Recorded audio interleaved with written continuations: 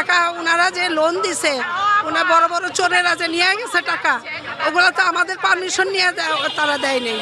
কেন?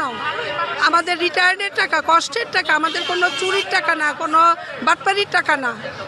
ব্যাংকে গেলে বলে বাংলাদেশ ব্যাংকের অর্ডার নাই, যদি আমার এফডিআর এবং সেভিংস এবং ডিপিএস যদি থাকে, শুধু যদি সেভিংস থাকতেও তাহলে আমাকে টাকা দিত।